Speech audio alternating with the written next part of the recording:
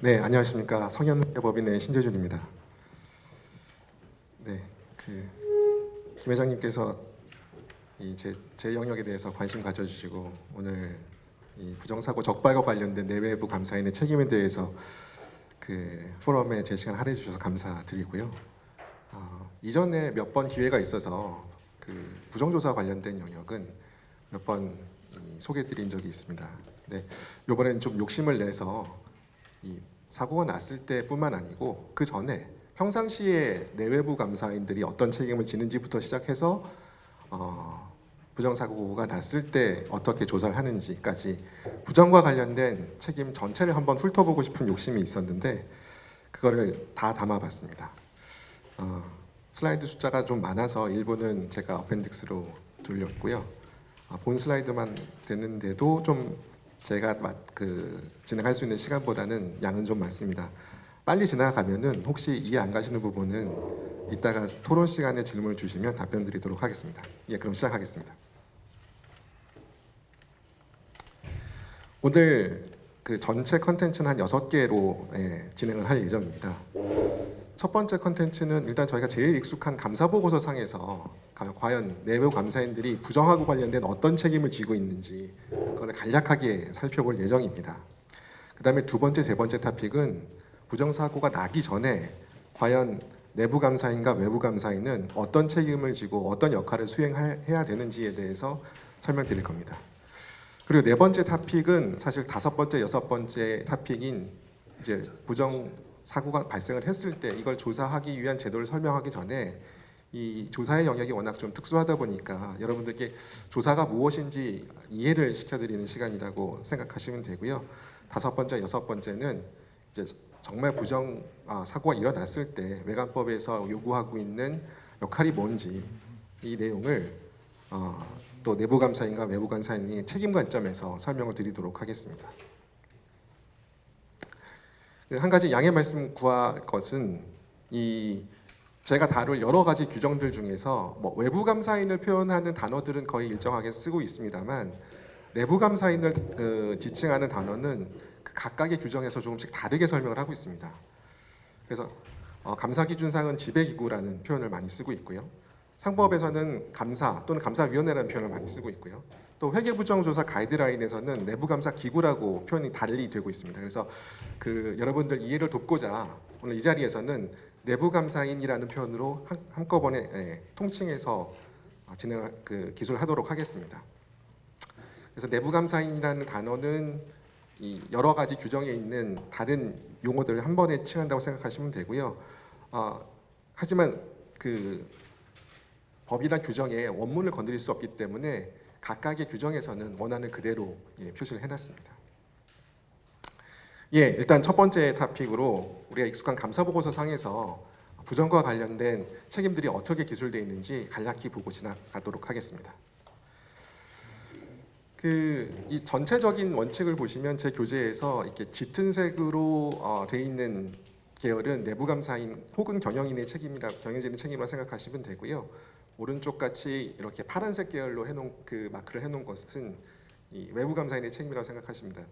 그래서 여기는 아예 딱 나눠져 있어서 제가 헤더에 이렇게 색깔을 구분을 해놨는데 저 뒷페이지에서는 아마 INT, EXT라고 표현을 해서 내부 감사인의 책임에 해당하는 영역을 페이지마다 표시를 해두었습니다. 재무제표에 대한 내부 감사인 경영진의 책임에 대해서 기술된 부분을 먼저 살펴보겠습니다. 표 왼쪽에 보시면 일단 경영진의 책임에 대해서 기술하고 있습니다. 빨간색으로 표시된 부분이 부정이나 오류로 인한 중요한 왜곡 표시가 없는 재무제표를 작성한 데 필요하다고 결정할 내부 통제에 대해서도 경영진이 책임을 가집니다. 그리고 쭉 내용이 기술되어 있고요. 내부 감사인의 책임이 별도로 기술되어 있습니다. 지배기구는 회사의 재무보고 절차에 대한 감시에 대한 책임이 있다라고 기술되어 있어서 지배기구의 책임, 즉 내부 감사인의 책임은 재무보고 절차에 대한 감시의 책임을 지고 있는 걸 알 수 있습니다. 오른쪽으로 가셔서 재무제표에 대한 외부 감사인의 책임은 재무제표에 대해서 전체적으로 부정이나 오류로 인한 중대한 왜곡 표시가 없는지에 대해서 합리적 확신을 얻을 것을 요구하고 있습니다. 그래서 아래쪽에 이 감사 절차를 설계하고 수행할 책임에 대해서도 설명이 되어 있는데요. 내용을 보시면 부정이나 오류로 인한 재무제표의 중요한 위험을 식별하고 평가해서 그러한 위험에 대응하는 절차를 설계하고 수행하도록 감사인은 요구받고 있습니다. 이게 재무제표에 대한 내부 감사인과 외부 감사인의 책임이라고 이해하시면 될 것 같습니다. 이 내부 통제에 대한 감사 보고서 상에서도 책임에 대한 언급은 있는데 부정에 대한 직접적인 언급은 없습니다. 단 저희가 한 번만 더 생각을 해보면 내부 회계 관리 제도라는 제도 자체가 재무제표의 부정이나 오류가 포함되지 않도록 설계되는 장치들입니다. 그래서 이 부정에 대한 그 내용에 대한 직접적인 언급은 없지만 내부 회계 관리 제도를 운영하고 감시할 책임 자체가 부정에 대한 책임이라고 생각하셔도 된다고 생각합니다. 아래쪽에 보면은 그래서 지배기구는 회사의 내부 회계 관리 제도에 대한 감시의 책임을 역시 부담하고 있습니다. 오른쪽의 외부 감사인은 내부 회계 제도에 대한 감사는 중요한 취약점이 존재하는지에 대한 감사 증거를 입수하고 입수하기 위한 절차를 수행하는 것을 포함한다고 해서 중요한 취약점이 존재하는지에 대한 감사 증거를 수집할 책임을 역시 포함하고 있습니다.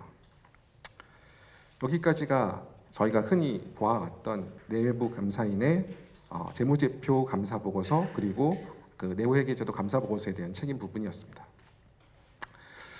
본격적으로 저희가 다루게 될 내용은 일단 내부 감사인의 입장에서 이 책임이 규정되어 있는 내부회계 관리제도입니다.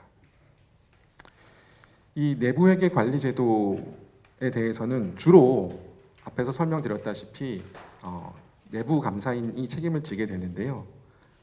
여기서는 일단 경영진의 책임과 내부 감사인의 책임이 나누어질 수는 있습니다. 또 쉽게 생각을 하면은 경영진은 운영할 책임, 또 내부 감사인은 감독할 책임 이렇게 이해하시면 될 것 같습니다. 그러면 내부회계 관리제도 안에서 과연 부정과 관련된 요구사항들이 어떤 것들이 있고 그 요구사항 때문에 어떠한 책임을 내부 감사인들이 지고 있는지 한번 살펴보도록 하겠습니다. 일단 내부회계 관리제도 하에서 그 부정방지 프로그램에 대해서 언급하는 부분이 있습니다. 이 내부회계 관리제도 설계 및 그 운영 개념 체계가 왼쪽에 있고요. 오른쪽엔 이걸 구체화한 설계 및 운영 적용 기법에 대해서 나눠서 설명을 해두었습니다. 첫 번째는 부정적 방지 프로그램에 대해서 설명하자고 하면 내부회계 관리제도가 부정방지 프로그램을 포함한다라는 것을 명확하게 기술하고 있습니다. 문단 10이고요. 문단 14에서는 빠지면 어떡하냐? 빠지면 큰일 난다는 말을 하고 있습니다. 그래서 14를 보면 적절한 부정 방지 프로그램이 존재하지 않는 경우에는 내부 관리 회계상 중요한 취약점으로 분류될 수 있다라고 해서 이 부정 방지 프로그램이 없는 내부 회계 관리 제도는 당연히 효과적이지 않겠죠.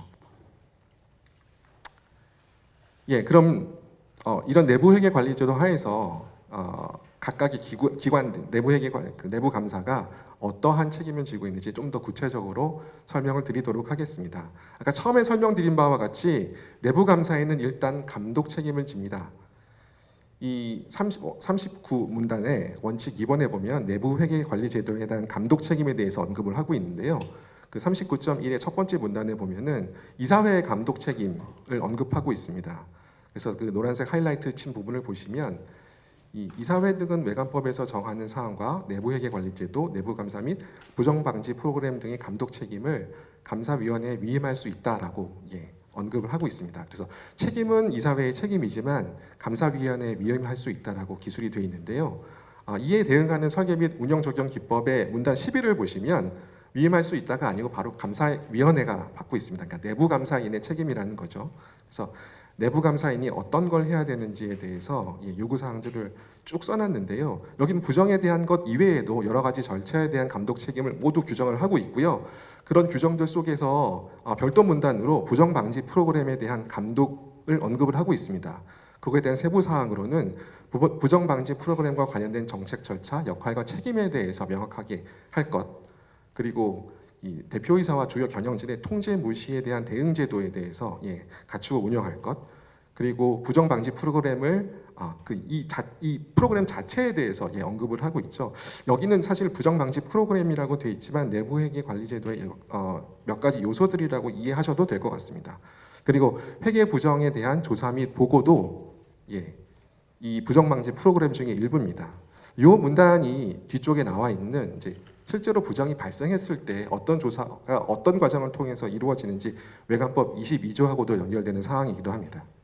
그리고 회사가 이렇게 회계 부정에 대한 조사 및 보고에 대해서 내부 회계 관리 제도를 잘 유지하고 있다면, 이따 설명드리겠지만 그 회사에 대해서는 외관법 22조의 가이드라인을 인용을 해서 회사가 자진 시정을 할 기회가 한 번 더 주어지게 됩니다. 하지만 이런 회계 부정에 대한 조사하고 보고 체계가 없다라고 하면 그런 회사는 그런 기회마저도 잃게 되는 거죠. 그래서 내용은 뒤쪽에서 조금 더 설명드리도록 하겠습니다.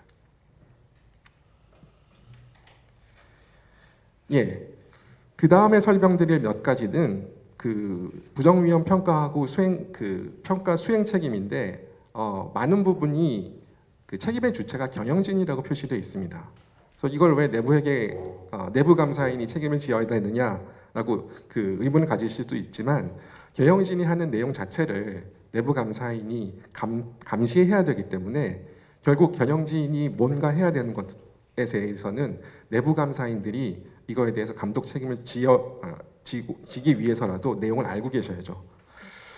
그래서 왼쪽에 설계 및 운영 개념 체계의 내용을 보시면 부정위험 평가에 대해서 다양한 요소를 고려해서 부정위험을 평가하라는 요구사항들을 쭉 써놨습니다. 그래서 45-1번 문단에 대해서는 다양한 유형을 고려하라고 되어 있고, 그 아래쪽에 대해서는 저희 흔히 나오는 부정의 3요소, 프로드 트라이앵글에 나와 있는 각각의 요소에 대해서 고려할 것을 요구하고 있습니다. 오른쪽에 이에 대응하는 그러니까 원칙 8에 대응하는 적용표 8.1의 내용은 일단 부정위험 평가를 수행하라는 요구가 경영진에게 주어지게 됩니다. 그래서 산업, 시장, 과거에 발생했던 부정, 회사의 지역적 특성, 유인, 자동화 정도 여러 가지 요소를 고려해서 부정위험 평가를 수행할 것을 경영진에 요구하고 있고요. 내부 감사인은 당연히 이것에 대한 감독 책임을 부여받게 됩니다. 그 다음은 아까 별개로 경영진이나 대표이사의 통제를 무시하는 우회 접근을 막기 위한 별도의 장치, 이것들을 수립할 것을 고려하라고 요구하고 있습니다. 또 몇 가지 우회한 흔적에 대해서도 좀 더 들여다보도록 아래 4가지 요런 사항들, 허위의 기록이나 거래의 기간 기속 변경, 이런 것들에 대해서는 좀 더 자세히 들여다보도록 요구하고 있고요. 이것도 마찬가지입니다. 첫 번째 책임은 경영진에게 있지만 이것을 감독할 책임은 역시 내부 감사인이 지게 됩니다. 네, 그 다음은 이런 부정위험 평가에 대한 대응 방안을 갖추도록 요구받고 있습니다. 이 요구 역시 경영진에게 직접적인 책임이 있고 내부 감사는 감독 책임을 지게 되는 거죠. 그래서 경영진은 내부회계 관리 제도하고 또 내부 감사를 수행할 것에 대해서 직접적인 책임을 지게 됩니다. 이런 앞에서 설명드렸던 부정위험 평가를 기반으로 내부회계 관리제를 통한 관리를 수행하는 것을 1차적으로 먼저 하고, 이거에 대한 잔여 위험은 내부 감사 기능을 통해서 추가적으로 모니터링할 것을 권고하고 있습니다. 그래서 아래쪽에 나와 있는 것들이 저희가 생각하는 내부회계 관리제도 각각의 영역에서 부정에 대응하는 여러 가지 절차로 들어와 있는 항목들입니다. 사실 부정 위험에 대한 대응 프로그램이 내부회계 관리제도의 특정 영역에 배치되어 있지는 않습니다. 내용을 보시면 예를 들어서 윤리행동 강령 및 경영진의 의지 표현, 그리고 맨 밑에 있는 채용 승진 시 윤리적 요소 고려, 이런 것들은 통제 환경하고 가깝게 될 수 있고요. 이 부정 위험 자체는 또 리스크 어세스먼트의 영역이기도 합니다. 가운데 있는 업무 분장, 중요자산, DB에 대한 접근 제한 같은 경우는 또 통제 활동 중의 일부라고 볼 수 있죠. 그래서 이 부정에 대한 대응 방법이 특정 영역 어디 하나에 있는 게 아니고 내부 회계 관리제도 전반에 펼쳐져 있다고 생각을 하시고, 혹시 내부 감사로서 내부 감사의 감독 책임을 지신다라고 하면 이게 어떤 특정 영역을 봐서 될 건 아니고 내부 통제 전반에 대한 부정에 대한 인사이트가 있어야 된다. 이 점에 대해서 좀 평소에 이해하고 계시면 좋을 것 같습니다. 그래서 앞서서 계속 제가 경영진이 1차적 책임을 지고 내부 감사인이 2차적, 그러니까 감독의 책임을 진다라고 설명을 드렸는데, 문단 79에서 그거에 대해서 명확하게 설명을 하고 있습니다. 문단 79에서는 감사위원회는 주기적인 내부 감사의 수행 여부, 해당 절차가 부정에 대한 검토를 충분히 수행하고 있음을 확인하라고 되어 있고요. 또 부정위험 평가 결과와 이에 대한 대응이 이사회 또는 그 위원회 검토 확인이 필요하다라고 규정을 하고 있어서 감독 책임을 명확하게 규정을 하고 있습니다. 그래서 앞서서 그 설명드렸던 경영진의 책임이 결국은 감사인의 감독 책임하고 직접적으로 연관됨을 설명을 하고 있습니다. 그다음 내용은 잠깐 스킵하도록 하겠습니다. 여기까지가 그 부정 위험에 평소의 부정 위험에 대응하는 내부 감사인의 책임이었고요. 그 다음으로 설명할 것은 이제 외부 감사인의 책임입니다. 저희가 감사를 수행하면서 부정에 대해서 어떤 대응을 해야 되는지에 대해서는 감사 기준서 240에 자세히 설명이 되어 있습니다. 이 감사 기준서 240을 쭉 읽다 보면은 여러 가지 그 지엽적인 문제에 매몰되기 쉬운데요. 오늘 이 기회를 빌어서 조금 더 큰 틀에서 이 240 기준서 240을 설명을 좀 드리려고 합니다. 그래서 감사 기준서 240은 감사인에게 11개의 사항을 요구를 하고 있습니다. 그래서 감사의 시작 지점부터 그 종료 지점까지 어떤 사항들을 부정에 대해서 수행을 해야 되는지에 대해서 자세히 기술을 하고 있습니다. 테이블로 설명을 드리겠습니다. 그래서 일단 감사 전반 과정에서 전문가적 의구심을 유지할 것을 요구를 하고 있고요. 또 감사를 계획하는 과정에서 업무팀 내 토의를 할 때 경영진 및 지배기구에 정직하다는 그런 가정을 제외하고 감사 계획을 세우고 팀 간에 소통할 것을 요구하고 있습니다. 또 경영진과 같이 회사의 부정의 위험에 대해서도 역시 감사인도 평가를 하도록 요구받고 있습니다. 그래서 기업의 환경 기업의 자체에 대해서 환경에 대해서 리스크를 평가를 해야 되고 이런 평가할 수 있는 방법에 대해서는 경영진의 질문, 또 지배기구의 질문, 또 자체적인 분석적 검토 등을 통해서 리스크 어세스먼트를 하도록 규정을 하고 있습니다. 그리고 다시 부정으로 인한 중요한 왜곡 표시가 있을 수 있는 각각의 영역에 대해서도 부정 위험을 식별하고 평가하도록 요구하고 있는데요. 재무제표 수준, 거래 유형, 계정 과목, 공시사항 이 각각의 영역에 대해서도 이 부정 위험을 식별하고 평가하도록 요구하고 있습니다. 그래서 이렇게 평가된 내용에 대해서 역시 경영진과 같이 이거에 대한 대응 조치를 취하게 됩니다. 그래서 전반적인 대응으로는 각 구성원들의 능력을 고려해서 아무래도 리스크가 높은 영역에 대해서는 좀 더 경험이 있는 스텝을 배치한다든가 이런 것들을 취하도록 규정을 하고 있고요. 또 경영진의 그 부정 수준 또 주장 수준에 따라서 왜곡 표시 위험이 높은 것에 대해서는 추가 감사 절차를 수행하도록 요구하고 있습니다. 또 통제 위험에 대한 평가와 관계없이 아까 앞에서도 그 내부회계 관리제도 하에서 경영진의 내부 통제 무력화에 대응하는 내부 통제 절차의 요구를 언급을 했는데요. 감사인도 마찬가지로 이러한 리스크를 대응하기 위한 절차를 요구받고 있습니다. 그래서 저널 엔트리 테스트나 추정치의 편의 여부 그리고 정상적 사업 외 거래에 대해서 좀 더 감사 절차를 강화해서 수행할 것을 요구받고 있습니다.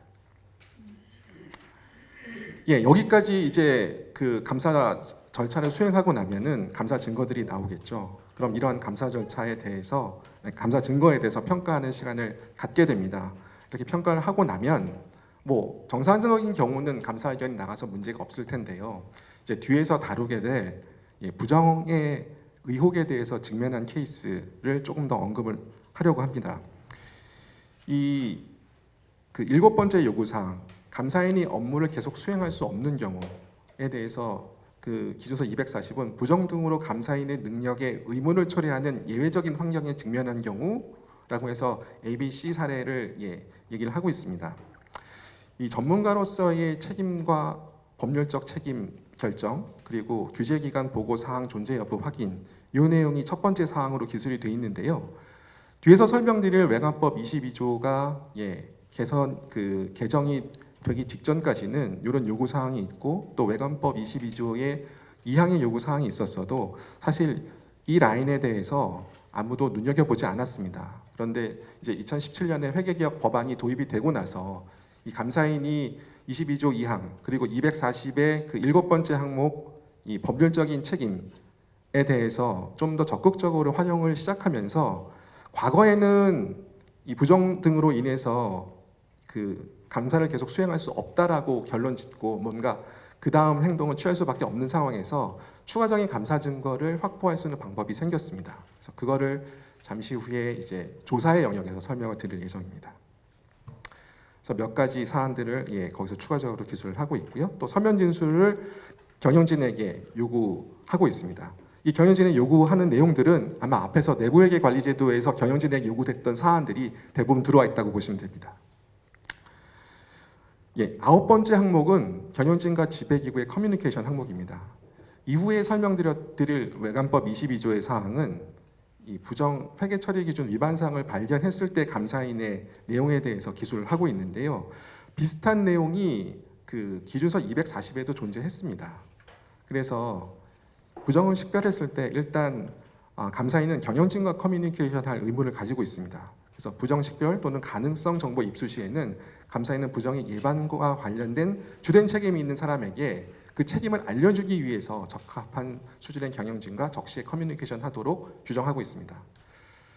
이런 내용이 있고요. 또 지배기구와는 경영진이나 내부 통제에 유의한 역할을 수행하는 사람, 기타 중요한 관련자 연루 부정 또는 의심의 경우에 지배기구와 적시에 커뮤니케이션 할 것을 요구하고 있습니다. 그래서 22조의 2항 이후의 내용은 사실 이 기준서 240의 요 9번째 항목과 아주 깊은 연관이 있습니다.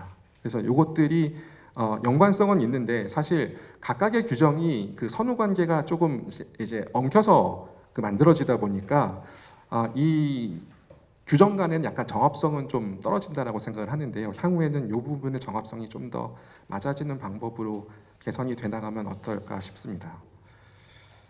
네, 뭐 10번, 11번은 그 규제기관에 대한 커뮤니케이션인데 사실 그 외관법 22조와 관련돼서 규제기관과의 커뮤니케이션 내용은 현재는 없습니다. 근데 외관법 개정 발의한 내용이 2023년 중에 있었는데 감사인에게 이 22조에 대한 통보 이후에 또 감독기관에 대한 보고 책임을 요구하는 입법안이 나와서 알고는 계시면 좋을 것 같습니다.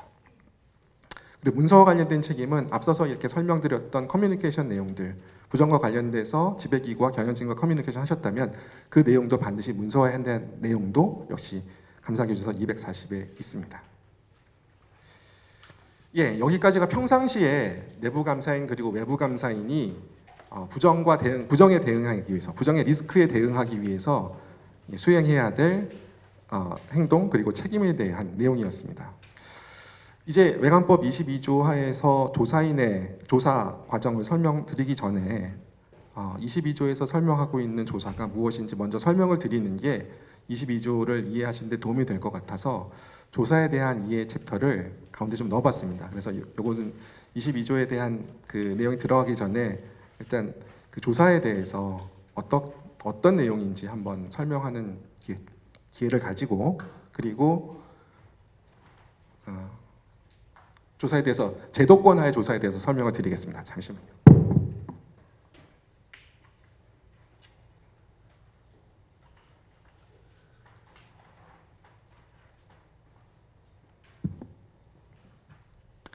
이 조사에 대해서는 일단 한국에 있어서는 제도권하의 정의는 없습니다.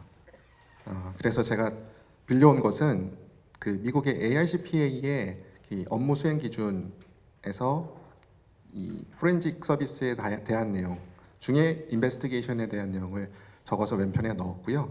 이 내용을 간략하게 요약해서 오른편에 다시 적어봤습니다. 한글로. 읽어보겠습니다. 부정 의혹에 대해서 수행하는 업무로 증거 자료 등에 대한 수집, 분석, 평가, 해석을 수행해서 이해관계자들이 의혹의 결론에 도달할 수 있도록 지원하는 업무입니다.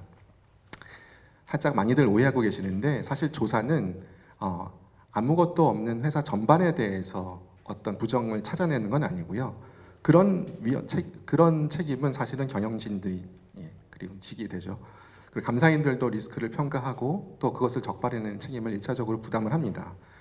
그런데 그렇게 해서 발견한 부정의 징후를 사실인지 아닌지 여부를 확인하는 업무가 조사라고 생각을 하시면 됩니다. 그래서 여기서는 이제 부정 의혹이라고 표현을 했고요. 그래서 조사인은 그 부정 의혹이 참인지 거짓인지, 예를 들어서 회사의 외형이 과장되었다라는 의혹이 있다고 하면 조사인의 결론은 과장되었습니다 혹은 과장되지 않았습니다라는 결론을 제시할 수 있어야 되는 게 조사인의 의무입니다. 좀 더 기술적인 설명 드리겠습니다. 설명드리기 전에 조사에 대해서 이해하기 위한 가장 좋은 방법은 아마 감사하고 어떻게 다른지 비교해서 설명드리는 것일 겁니다.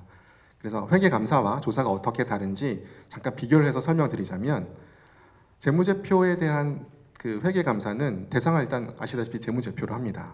하지만 조사는 아까 설명드렸듯이 특정 의혹으로 한정이 됩니다. 상당히 중요한 부분이고요. 목적은, 회계감사는 회계 기준에 따라서 재무제표가 작성되었는지에 대한 의견을 제시하는 걸 목적으로 하고요. 조사는 아까 말씀드렸듯이 의혹의 사실 여부에 초점을 맞추게 됩니다. 대상은 회계감사는 불특정 다수 투자자 혹은 이해관계자에 대해서 감사 의견 제시하는 걸 목적으로 하고, 조사는 아주 한정된 이해관계자를 포함하게 되죠. 그래서 회사 담당자, 이사회, 내부감사, 정부 당국 등 한정된 소수의 이해관계자들을 대상으로 합니다.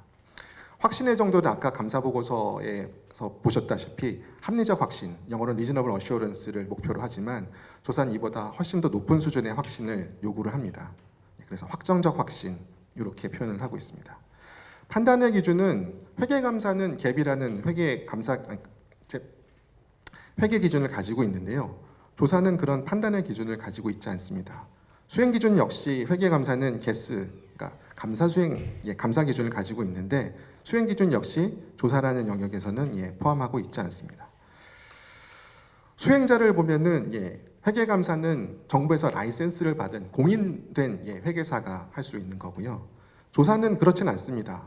경험과 그 객관성을 유지하고 있는 전문가라면 얼마든지 조사를 수행할 수 있고요. 뒤에서 설명드리겠지만 이런 기관으로는 회계법인도 있고 또 법무법인도 있고, 이번에 개정이 되면서 디지털 포렌식 전문기관이라고 표현이 됐는데, 외국 같은 경우는 컨설팅 기관에서도 많이들 수행을 합니다. 그래서 전문가들이면 수행할 수 있다, 이렇게 이해하시면 될 것 같습니다.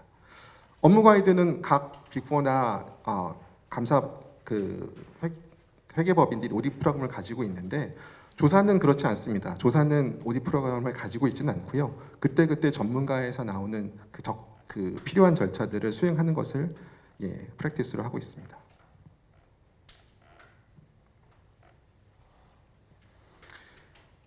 아까 조사의 이해관계자에 대해서 잠깐 설명을 드렸는데, 이 평상시의 그 이해관계자와 조사가 벌어졌을 때 이해관계자에 대해서 조금 나누어서 설명을 드리려고 합니다.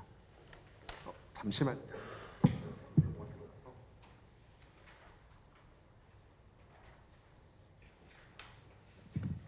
죄송합니다. 제가 짙은 색의 서클로 표시해 놓은 4개의 그 이해관계자가 있습니다. 지배기구, 재무보고조직, 감사팀, 품질관리실.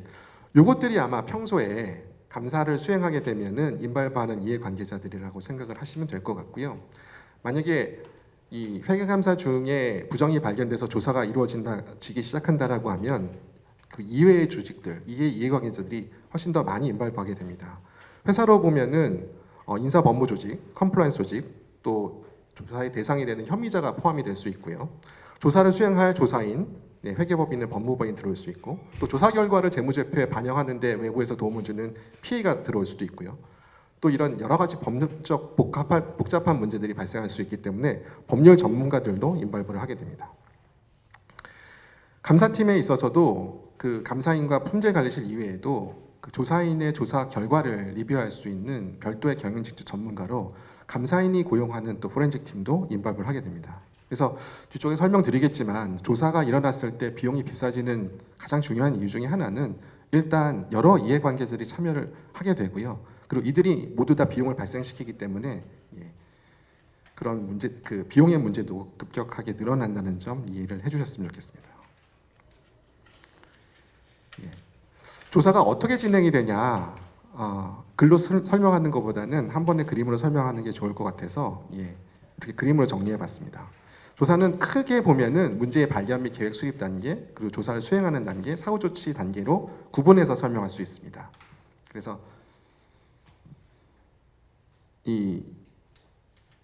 처음에 외부 감사인이 감사를 수행하다 보면은 의혹을 인지하게 되고, 이것을 뒤에서 설명드리겠지만 회사의 내부 감사인에게 통보를 하게 됩니다.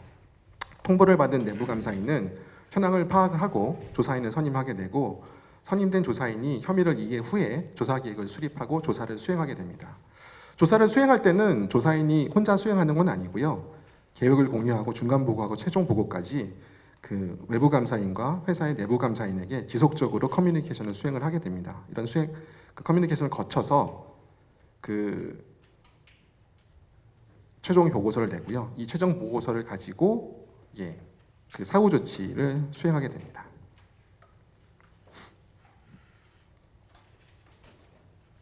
네, 그 포렌식이라고 하면 그 약간 미스터리하게 받아들이시는 분들이 있어요. 근데 저도 포렌식 전문가라고 하는데 저는 포렌식이라는 단어보다는 맨 마지막에 나와 있는 회계부정조사라는 단어를 더 좋아합니다. 이 뒤에 나올 가이드라인도 원래는 포렌식 가이드라인 이렇게 나올 뻔한 걸 제가 건의를 드려서 이 정확한 표현은 회계부정조사가 맞는 것 같습니다라고 그렇게 해서 이름도 회계부정조사 가이드라인으로 지어졌는데요. 이 포렌식이라는 건 사실은 그 법의학적인 법정의 이런 법에 쓰이는 무언가의 용어로 통상 사용됩니다. 그래서 이 단어는 약간의 혼선을 일으킬 수 있고요. 이 이런 부정조사에 대해서 누구는 섹션 10A 인베스티게이션이라고 부르기도 합니다. 이유는 저희가 이후에 설명드리게 될 부정조사 제도가 미국의 제도를 벤치마킹해서 들어왔고 미국의 제도가 그 1934년 증권거래법의 섹션 10A에 있기 때문에 이 10A 조사라고 하면 회계부정조사라고 많이들 알고 있습니다. 근데 요즘은 이제 외관법 22조가 많이 활성화돼서 섹션 10A 조사라는 거는 약간 올드한 편이 됐고요. 외관법 22조 조사라는 게 통상적으로 많이 사용되는 단어이긴 합니다. 하지만 그런 단어보다는 그 본뜻을 살릴 수 있는 회계부정조사라는 단어를 사용하는 게 훨씬 더 좋지 않을까 해서 저는 이런 표현을 권장드립니다. 이 조사가 그럼 도대체 어떻게 수행되는 거냐? 이 조사가 되게 미스터리한 영역이고 뭔가 마법을 부리는 것 같은데요. 사실은 그렇지 않습니다. 이 조사는 아까 설명드렸듯이 의혹이 사실인지 여부를 답을 드리는 겁니다. 그래서 왼편에 보시면 커뮤니케이션이라고 되어 있는데요. 그 제공받은 그 조사 대상으로 제공받은 혐의에 대해서 왼쪽에 있는 답을 드리는 겁니다. 조사의 결론은 의혹이 사실인지, 부정의 의도가 있었는지, 회계는 어떤 영향을 받았는지, 내부 통제가 어떻게 취약해서 이런 사고가 났는지, 그리고 누가 주도하고 누가 도와줬는지 이런 답을 드리는 게 조사의 목적입니다. 좀 더 구체적으로 표현을 했죠.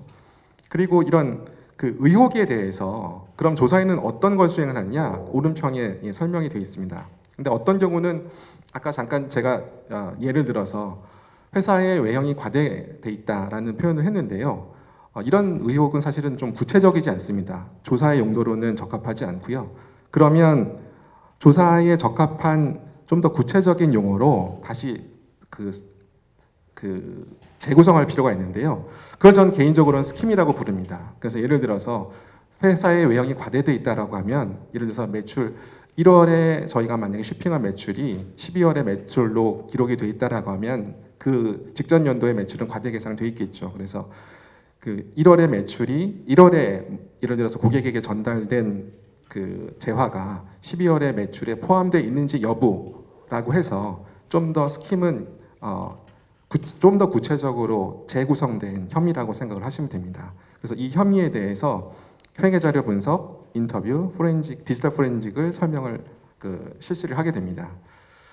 그리고 좀 더 이제 이런 것들을 수행하기 위해서 조사의 범위를 결정을 하는데요. 위에 보시면 어떤 조직을 조사할 건지, 조사의 기간은 어떻게 할 건지, 그 대상 인원은 누구를 할 건지, 그리고 디지털 포렌식을 한다면 어떤 매체를 수집할 건지 이런 내용들을 결정을 해서 조사를 수행을 하게 됩니다.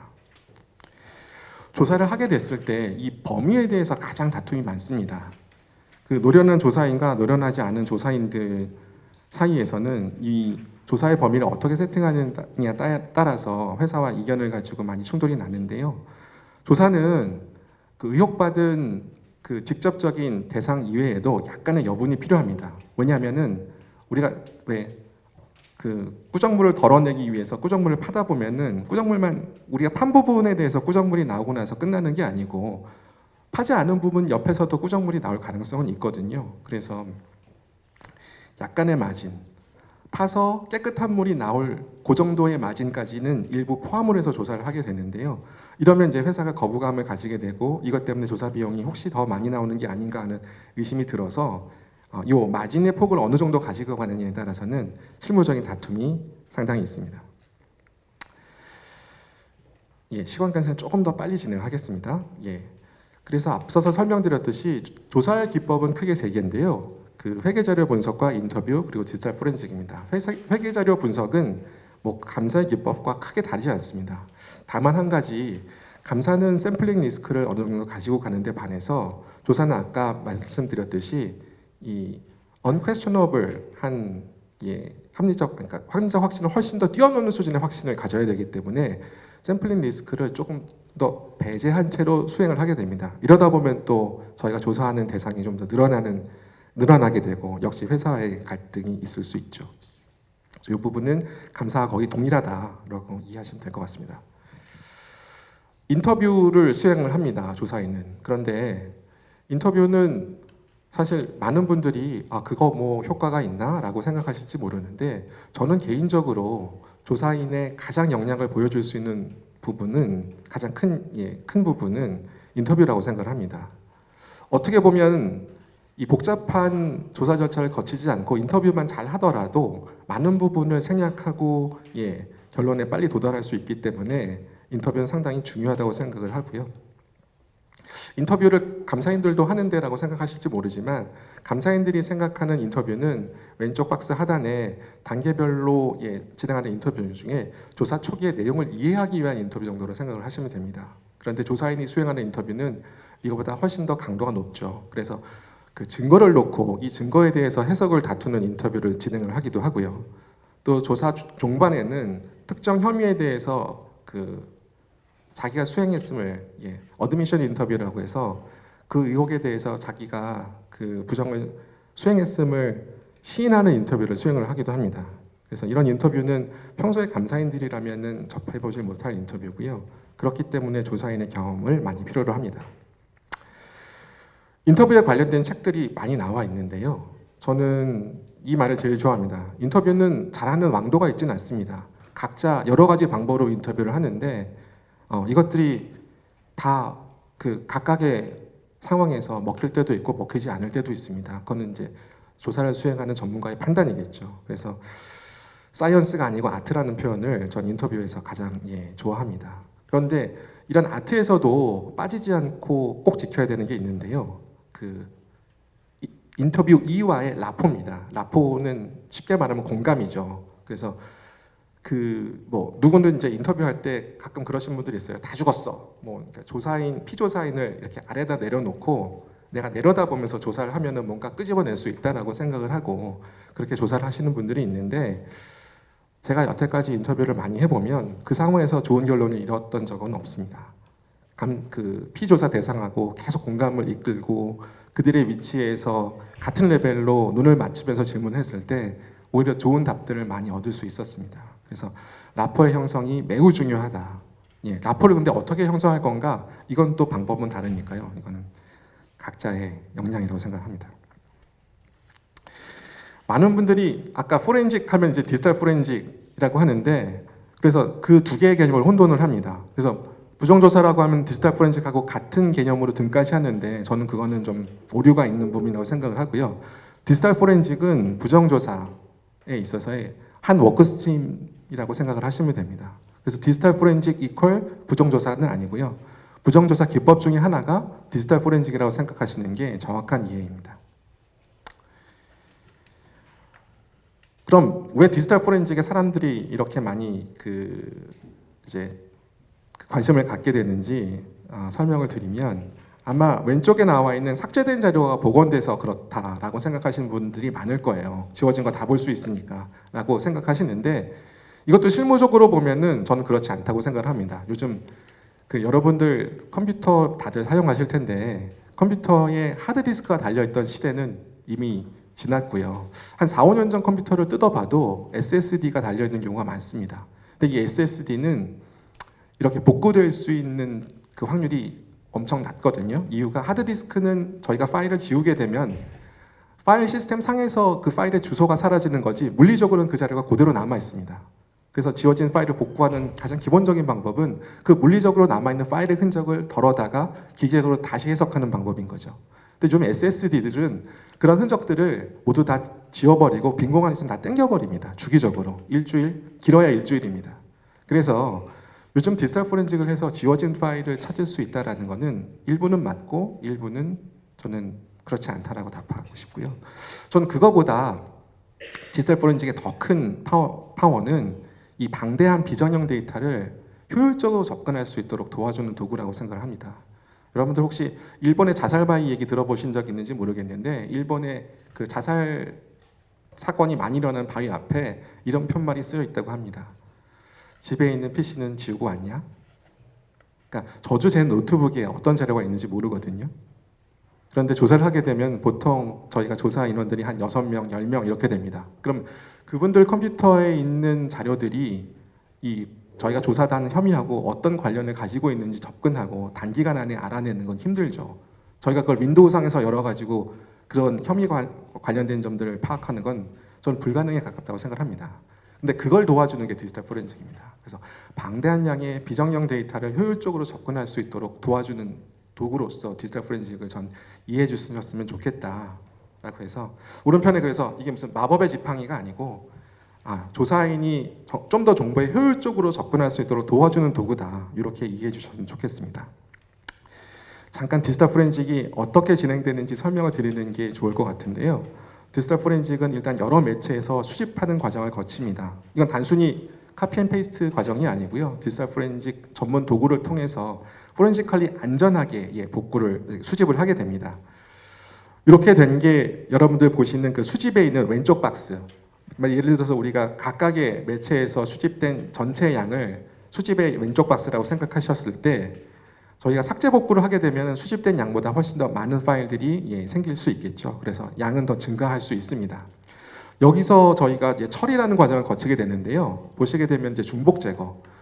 여러분들 회사에서 메일을 하나 보내게 되면은 제가 보낸 메일, 저분이 받은 메일, 그리고 그 메일에서 다시 첨부 파일을 다운로드 받아서 PC에 저장하게 되면 또 첨부 파일은 또 하나 생성하게 됩니다. 그래서 회사에서 저희들이 정보를 수집하게 되면 수많은 중복된 정보들이 존재할 수 있습니다. 이것들을 저희가 눈으로 매번 확인하게 되면 그만큼 시간이 더 걸리겠죠. 그래서 아까 효율적으로 접근한다는 표현을 드렸는데 이런 중복된 파일들을 제거하고 하나만 남겨주는 그런 작업이 중복 제거 작업입니다. 그리고 여러분들 컴퓨터에는 윈도우즈나 여러 가지 시스템들이 만들어낸 파일들이 있는데요. 이것도 역시 조사의 대상하고는 관련 없기 때문에 이런 것들도 제거해주는 작업을 합니다. 그리고 OCR이라는 작업은 잘 아시겠지만 그림으로 표현된, 그러니까 문자가 표현되지 않은 문서들에서 문자열을 추출해주는 작업을 수행하는 걸 의미합니다. 기계적으로 보면은 이 OCR 시간이 상당히 오래 걸립니다. 그래서 여기 세 가지 작업들 중에서 OCR의 그 컴퓨터 부하가 제일 많이 걸리는 걸로 알고 있고요. 이렇게 해서 전체 세트를 확보하고 나면 그게 이제 OCR에 있는 그 네모 전체 크기일 텐데요. 저희가 나머지 그 수집된 문서를 전체를 볼 수 있는 건 아니고요. 혐의하고 관련된 키워드를 적용을 하게 되죠. 그래서 저희가 예를 들어서 뭐 매출을 아까 설명드렸듯이 먼저 했다라고 하면 뭐 선출고 이런 단어를 넣어서 그런 단어들이 포함된 문서들을 먼저 보게끔 해주게 되는 게 디지털 포렌식의 역할입니다. 그래서 결국은 대상이라고 보면은 오른쪽 맨 끝에 네모가 처음에 수집했던 규모에 비해서 확연히 줄어든 걸 보실 수 있을 겁니다. 그래서 이렇게 효율적으로 접근할 수 있도록 도와주는 장치가 디지털 포렌식이다. 이렇게 이해하시면 좋을 것 같습니다. 그러면 외관법상 이제 부정보고의 책임에 대해서 설명을 드리겠습니다. 많은 분들이 외관법상 22조가 들어온 거를 뭔가 감사의 강화, 이렇게 외감인의 뭔가 강화 이렇게 생각하실 수도 있는데요. 사실 그 회계 투명성, 신뢰성 제고를 위한 종합대책의 1번 항목이었고 이거는 외감인의 아젠다가 아니고 내부감사인의 아젠다였습니다. 내부감사인의 이 재무제표에 대한 관리를 강화시키겠다는 취지에서 나왔고요. 그래서 1번 토픽으로 내부감사에 의한 감시통제 강화가 목적이었습니다. 그래서 그 뒤에 설명드릴 외관법 22조가 도입이 됐는데요.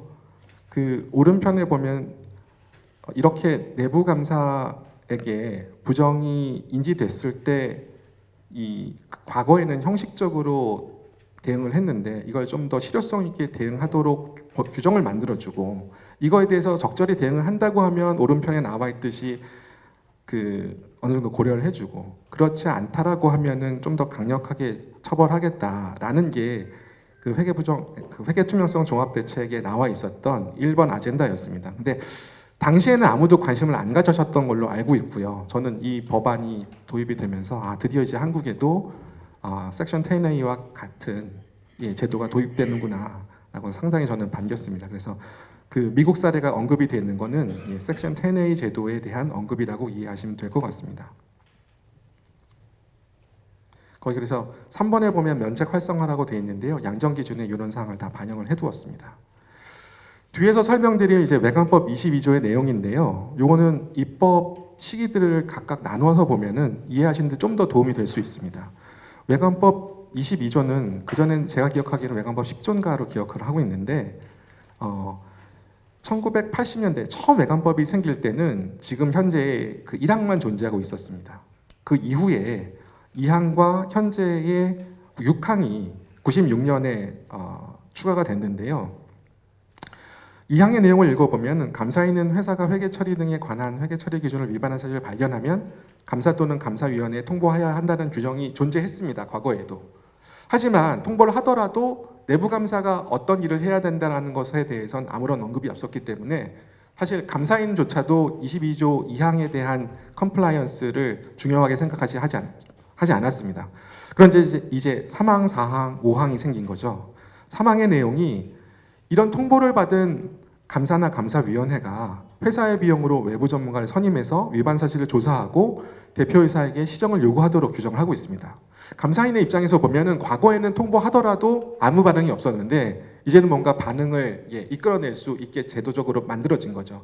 혹시 기억하실지 모르겠는데 아까 감사기준서 240에 제가 7번째 그 항목인가 설명을 드렸지만 감사를 더 이상 수행할 수 없는 환경이라고 생각할 수도 있던 상황에서 내부에게 내부 감사인을 통해서 뭔가 추가적인 감사 증거를 수집하고 감사인이 공유받을 수 있는 근거가 확보된 겁니다.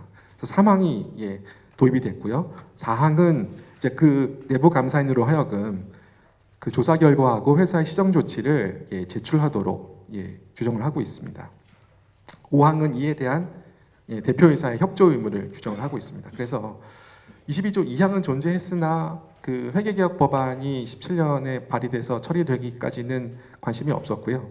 그 회계개혁 법안 도입 이후에 3항, 4항, 5항이 들어오면서 2항과 엮여서 회계부정조사 제도가 비로소 실효성을 가지게 됐다. 이렇게 이해하시면 좋을 것 같습니다. 근데 사실 시장에서는 문제가 존재했습니다. 이 처음에 이 22조 그 신규 도입한 내용 잠깐 보시면은 그 시행 시기가 18년 11월부터였는데요. 사실 빅4는 해당 그 18년에 초반에 17년 재무제표에 대해서도 조기 적용을 했는데요.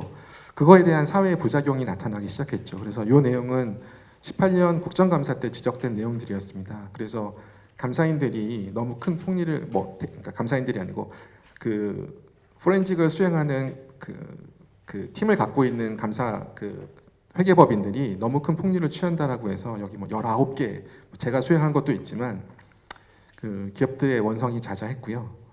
그래서 이제 정부가 22조에 대한 제도를 다듬기 시작했는데요. 그래서 보도 자료가 이제 뒤쪽에 3개가 보일 텐데 일단 19년 3월에 그 금융위에서 감독 지침을 내렸습니다. 감독 지침은 여기서 약간 이제 오해가 있었던 것 같은데 외부 감사 과정에서 기업의 경영진 회계 부정을 확인하기 위해서 활용된다라고 표현을 하고 있는데 사실 22조 2항의 내용은 경영진의 부정에 국한하고 있지 않습니다. 그래서 이후에 이 내용은 바로 잡힌 것 같은데요.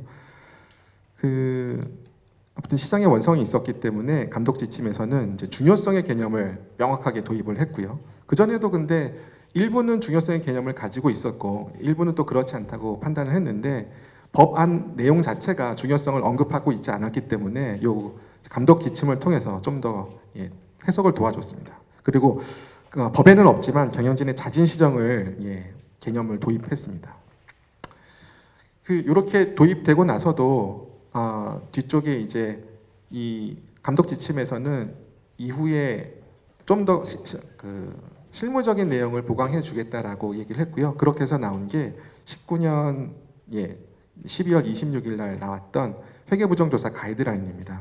그래서 뭐 여기 저도 직접 참여했던 몇몇 분들 얼굴이 보이는 것 같은데 상당히 실무적으로 고민이 많았고 또 업계에 계신 분들의 의견 반영해서 저희는 최대한 잘 만들었다고 생각을 합니다. 그래서 내용 뒤에서 좀 더 살펴볼 기회가 있을 것 같고요. 올 7월에 이 가이드라인에 좀 부족한 부분이 있다고 생각하셨는지 좀 더 조정이 있었는데요. 크게 세 가지가 조정이 됐는데 회계부정의 내용을 좀 명확화했다라고 해서 아까 설명드렸듯이 이게 경영진의 부정만 관여하는 게 아니고 회계부정이라면 전체를 다 커버하는 거였는데 앞서서의 내용이 경영진의 부정이라고 한정을 해놔서 이거를 경영진뿐만 아니고 종업원도 다 해당이 된다라고 의미를 정확하게 바로잡은 것으로 이해했고요. 또 통보의 절대 기준이라고 해서 중요성을 도입하는 건 좋은데 50억이 넘는다고 하면 그거는 강제적으로 통보하도록 이렇게 규정이 좀 더 강화됐습니다. 그래서 과거에는 50억 이상 부정의 혐의가 있다고 하더라도 감사인의 중요성에 따라서 이거를 그냥 통보하지 않고 진행될 수도 있었지만 현재는 규정이 요 가이드라인이 바뀌어서 50억 이상이면은 무조건 통보하도록 내용이 바뀌었습니다. 근데 제도에 약간 한계는 있는데요. 사실은 조사를 해보지 않으면 부정에 대한 금액이 얼마인지 산출해내기는 상당히 어렵습니다. 그래서 사전적인 어세스먼트가 50억 이상이면 통보하라 이렇게 얘기하실 수도 있는데요. 그럼 만약에 40억이면 어떨까? 저 같으면 통보할 것 같습니다. 왜냐하면 조사를 거쳐서 어세스먼트 금액은 얼마든지 증가할 수 있기 때문에 만약에 40억, 그러니까 50억에 가까운 아래쪽에 있는 인게이지먼트 담당자라면 50억이라는 허들 그리고 추가적으로 발견할 수 있는 부정의 가능성 이걸 염두에 두고 통보 대상 여부를 결정하시는 게 전 좋지 않을까 생각합니다. 그리고 외부감사 선임 시에 고려할 거라고 해서 이제 전문성하고 독립성 내용을 좀 더 보강을 했고요. 그리고 디지털 포렌식 전문기관이라는 표현도 추가가 됐습니다. 그리고 결과 보고하는 내용도 추가로 들어왔습니다. 이 외관법 22조를 그럼 따르지 않으면 어떻게 되느냐 이 내용이 있는데 일단 왼쪽에는 벌칙 규정 그리고 뒤쪽에 여러 가지 책임들에 대해서 언급을 했습니다. 일단 22조 2항 이후 내용에 대해서 따르지 않으면 근데 22조 벌칙 규정에 대해서는 좀 이견이 존재하고 있습니다. 이 벌칙 규정도 있고 또 과태료 규정도 있다 보니까 이게 어떤 게 맞는지 그리고 22조에 대한 표현이 조금 함축적으로 있다 보니까 22조가 전체가 적용되는 게 맞는지 이런 이견이 있는데요. 보시면 41조가 22조에 대한 내용을 다루고 있습니다. 그래서 41조는 5년 이하의 징역, 5천만 원 이하의 벌금에 처할 수 있다라는 내용을 포함하고 있는데 보시면은 그 중에 3번으로 22조에 따른 부정행위 등을 보고하지 아니한 경우라고 표현하고 있어서 이게 1항에만 해당한다라고 해석하시는 분도 있고 그렇지 않고 22조 전체에 해당한다라고 해석하시는 분들도 있습니다. 그래서 요거는 이견이 존재한다라는 걸 좀 알고 염두를 해두셨으면 좋겠고요. 그래서 이 벌칙 규정 외에도 과태료 규정은 이제 구체적으로 언급하고 있기 때문에 그건 뒤에서 설명드리겠습니다. 오른쪽에는 외관법 29조에 나와 있는 내부 감사인의 책임과 관련돼서 일단 내부 감사인도 책임을 질 수 있고 중간 아래쪽에 보시면 감사나 감사위원회가 회사의 위법 행위를 저지하기 위해서 노력한 점 또는 감사 업무를 충실하게 수행 점이 인정되는 경우에는 아까 말했듯이 양정 규정에서 이걸 고려해주게 되어 있고요. 또 아래쪽에 그러면은 잘 듣지 않았을 때는 상황도 되어 있는데요. 만약에 이렇게 감사인의 워닝이 있었어도 내부 감사 기구가 적절히 대응하지 않았다라면 위법 동기를 중과실로 본다라고 해서 좀 더 엄히 책임을 묻겠다라는 규정을 포함을 하고 있습니다. 그리고 과태료 규정 29조에 있는데요, 외관법에. 그래서 29조 3항에 보면 별표 1에 해당하면은 여러 가지 이제 제한 조치를 할 수 있다라고 되어 있고 이 별표 1을 열어 보시면 이제 오른편에 외관법 22조 2항을 위반해서 회계 처리 기준 위반 사실을 통보하지 않으면 제재가 가해질 수 있다는 게 12번 항목으로 기술되어 있습니다. 그래서 이 내용도 알아주셨으면 좋겠습니다. 예, 마지막 토픽입니다. 이건 이제 가이드라인의 내용들을 훑어볼 건데요. 아이고, 죄송합니다. 시간 관계상 조금 빠르게 진행하겠습니다. 법 22조와 관련돼서 다시 한번 읽어보면 첫 번째는 이제 감사인의 책임입니다. 감사인은 회사가 회계 처리 등에 관한 회계 처리 등에 관해서 회계 처리 기준을 위반한 사실을 발견하면 감사 또는 감사위원회에 통보할 것을 요구하고 있습니다. 그런데 아마 이 규정 때문에 많이들 혼돈하시는 것 같은데 이 22조 전체 제목이 부정등의 보고입니다. 그래서 가이드라인에서는 오류로 인한, 그러니까 의도성이 없었던 회계 처리 기준 위반이라고 하면 22조 2항에 따른 통보 대상이 아닌 걸로 규정을 했고요. 참고로 미국 같은 경우에 아까 섹션 10A 조항을 언급을 드렸는데 미국 같은 경우는 부정이라고 프로드라고 표현되지 않고 아니면 회계 처리 기준 위반이라고 표현하지 않고 일리걸 액트라고 좀 더 넓은 범위를 포괄하고 있습니다. 그리고 가이드라인에서 이제 요번에 개정이 되면서 아까 설명드렸듯이 50억이라는 구체적인 중요성의 이제 허를 얘기를 했고 또 중요성을 고려하라라는 내용도 있습니다. 그리고 여기 이제 22조에 보면은 사실 회계 처리 기준을 위반한 사실이라는 표현이 있는데요. 이것도 초반에 법무법인들에서 챌린지가 많았습니다. 이게 약간 법상의 이제 문제인데요. 표현의 문제인데 회계 처리 기준을 위반한 사실, 그러니까 어떤 저희가 혐의를 사실로 인정하기 위해서는 조사라는 절차를 거쳐야 되는데 여기는 사실을 발견하면이라고 표현을 했기 때문에 이미 확정이 돼버려야 통보할 수 있다라고 글자 그대로 해석하면은 해석이 되는 거죠. 그래서 이 내용을 가지고 법무법인에서 아직 통보의 대상 시점이 아니다라는 의견을 받은 적도 있고요. 그래서 그것을 좀 불식시키기 위해서 합리적인 의심이 제기되는 상황도 통보하도록 이렇게 내용을 좀 보강했습니다. 가이드라인에서. 그리고 아까 19년 3월에 감독 지침에서 이제 내부 조사가 가능하도록 했기 때문에 이후에 19년 12월에 있었던 가이드라인에서는 내부 조사가 가능하도록 가이드라인에도 반영을 했고요.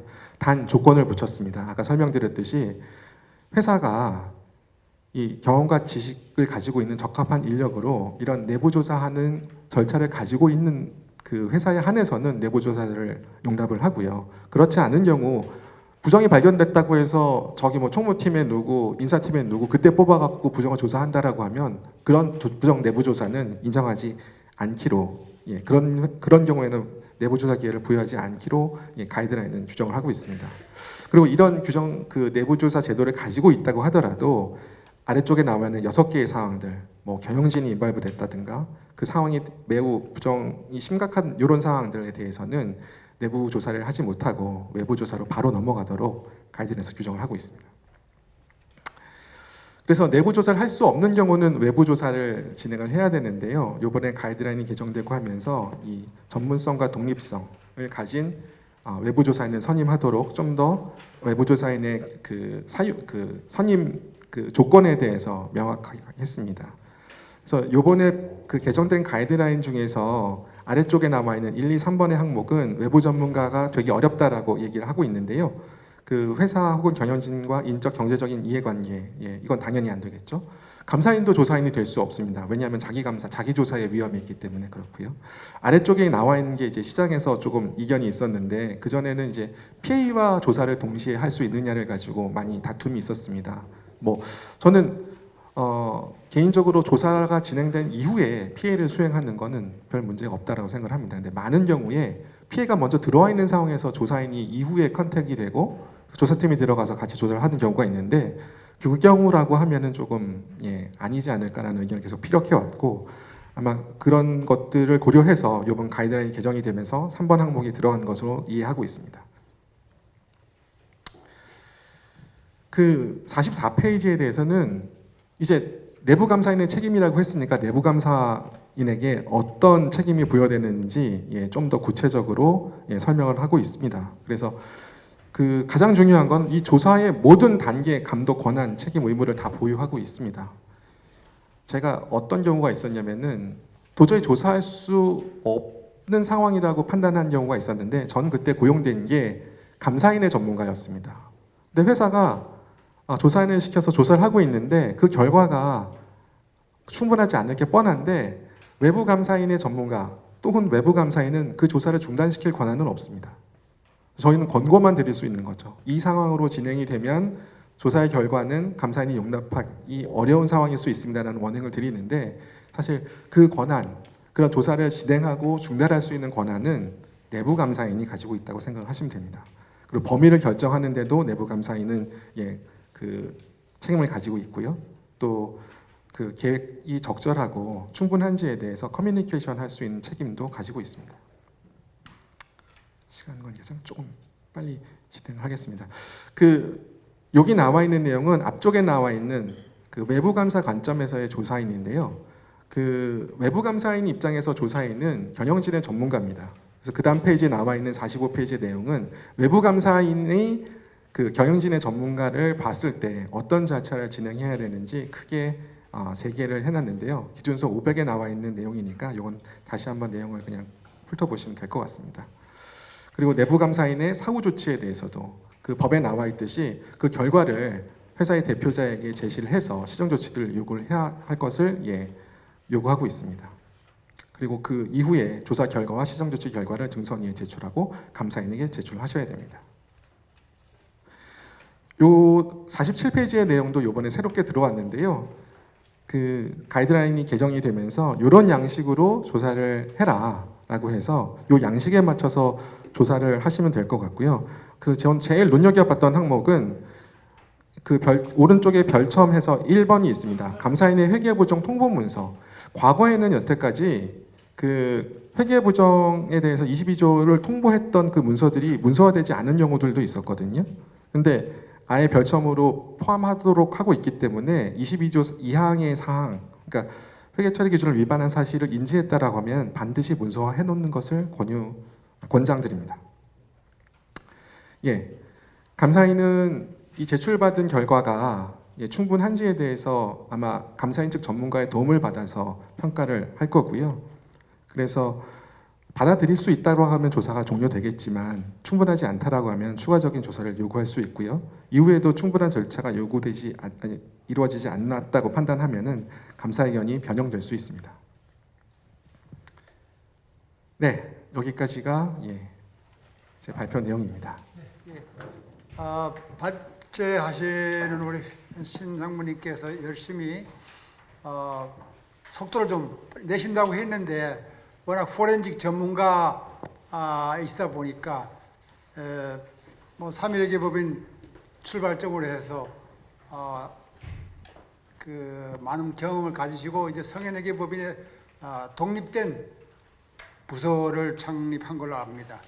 이렇게 해서 요즘 각광을 받고 있는 이 분야에 많은 그 경험을 나눠주셨습니다. 이제 지정 토론을 두 분께 부탁을 드리는데요.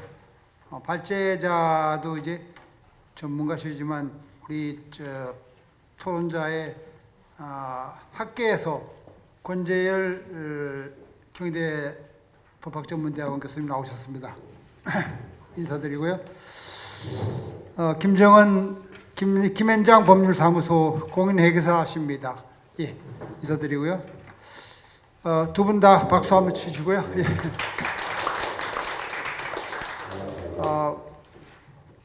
전문가 두 분의 그 경험과 경륜을 좀 들어보겠습니다. 한 분당 10분씩 이렇게 드릴 생각을 했는데 지금 앞에 발제가 좀 시간이 좀 오버돼서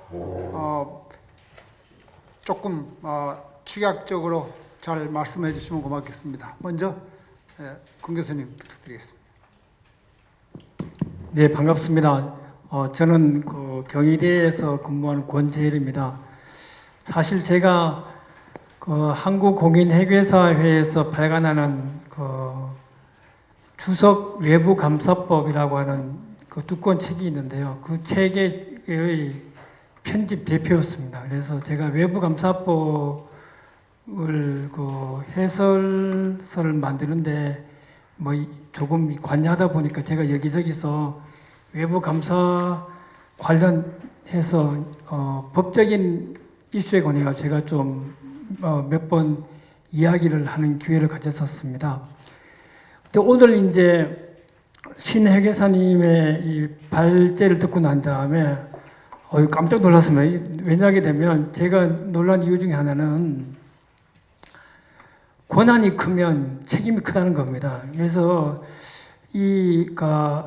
너무 많은 권한을 쪽으로 이 어떤 입장을 자꾸 표명을 하다 보게 되게 되면 거기에 덩달아 가지고 책임도 느는 것이 아니냐 이런 어떤 걱정이 좀 앞섰는데 그것을 제가 모두에 말씀드리고 몇 가지 이 법적인 측면에서 회장님께서 보고 어떤 법적인 측면에서 판례라든가 이런 거에 관해서 좀 코멘트를 하는 것이 낫지 않겠느냐라고 말씀하셔서 법적인 측면에서 몇 가지를 언급을 하는 걸로 해서 토론의 가름을 하고자 합니다.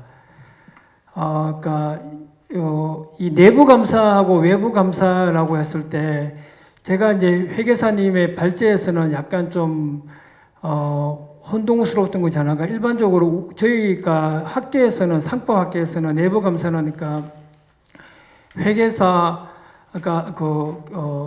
상법상의 감사 또는 감사위원회이고 그 다음에 외부 감사는 외감법상의 감사인 회의 감사인 이렇게 이제 구분을 하게 되는데요. 왜 그러냐게 되면 지금 말씀을 하신 내부 회계 관리 제도는 큰 의미에서 내부 통제 관리 제도의 어떤 부속적인 것으로 인식이 돼 가지고 상법 관련 회사법 관련 판례에서는 이것은 이사회의 권한이자 의무이지 감사의 권한이 아닙니다. 그런 점에서 그러니까 좀 이 법학자 입장에서 봤을 때는 약간 길을 좀 터주는 것이 의미가 있지 않느냐 이런 어떤 생각이 들었고요.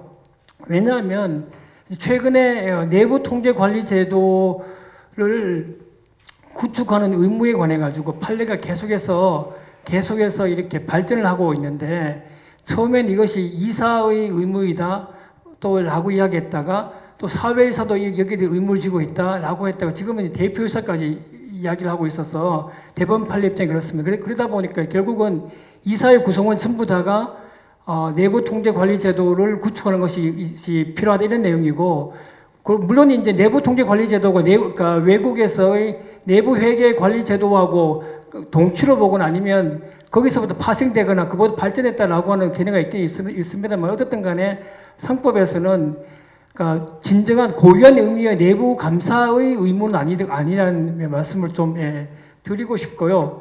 그 다음에 이제 일반적으로 이제 내부 감사인의 책임을 이제 상법에서는 두 가지로 보고 있습니다. 하나는 이제 회사에 대한 책임이고 하나는 그 제3자에 대한 책임인데 제3자에 대한 책임은 지금 것까지는 판례를 찾아보기가 어렵습니다. 저는 못 찾아본 걸로 기억을 하고 있는데요. 이제 내부 감사의 경우에도 이제 대법원 판례 입장은 너무나 그러니까 내가 내부 감사로서 정보 접근을 막고 있다는 생각이 들게 되게 되면 이 주의 의무가 올라가게 되어 있습니다. 주의 의무가 커지게 되기 때문에 책임이 커지는 거거든요. 의무가 커지게 되면 책임이 커지게 되는 겁니다. 감사의 경우는 고난하고 의무가 차이가 없습니다. 고난 자체가 의무의 성격부터 띄고 있기는 그렇습니다. 그런 상황인데 그러면 어떻게 하느냐라고 해서 제가 저희 학생들에게 이렇게 이야기합니다. 내부 감사가 만약에 내가 감사를 하기 위해서 자료를 보려고 하는데 자료를 보이지 않는다 그러면 어떻게 해야 되느냐? 내부 감사 역할은 사표 내는 겁니다. 더 이상 다른 방법이 없습니다. 사표 내야지만 책임을 면제받는 그런 방법밖에 없습니다. 사표를 내지 않는다 하면은 그 내부 감사는 뭐 무조건 책임을 지게 이런 상황으로 되어 있습니다. 그리고 우리 상법에서 감사의 자격에 대해서는 아무런 요건을 두고 있지 않습니다. 물론 이제 감사위원회는 일정한 규모 이상의 경우에는 재무 전문가를 1인을 두도록 하는 어떤 예는 있는데 그걸 일단 예외를 두게 되게 되면 감사에 대해서는 자격 요건을 두고 있지 않습니다. 때문에 너무나 정교하게 이 회계 부정을 저지른 경우에 내부 감사 책임을 지지 않도록 이렇게 판결을 했습니다. 왜냐하면 전문성이 없는데 근데 그자에게 아주 교모한 그 회계 부정을 발견해내라 이거 자체는 너무 부담스러운 것이 아니냐 이런 어떤 생각이 들었습니다. 같은 맥락에서 보게 되면 저는 이제 혹시 이 발제문 47페이지의 8번 슬라이드인데요. 8번 슬라이드 보게 되면 작년 11월 때 나오는 판례 보게 되면 대법원 판례인데 외부 감사인의 경우에도 전문가적인 의구심을 가지고 검토 계획을 수립하고 검토 업무를 수행하라 이렇게 되어 있습니다. 그러니까 전문가적인 의구심이 없는 경우에는 그냥 넘어가도 된다고 생각합니다. 그렇지 않는 경우에는 아까 전에도 그 신혜 회사님께서 말씀하신 것처럼 모든 것을 다 하라. 이것은 신의 영역일 뿐만 아니라 비용이 너무 많이 드는 것이고,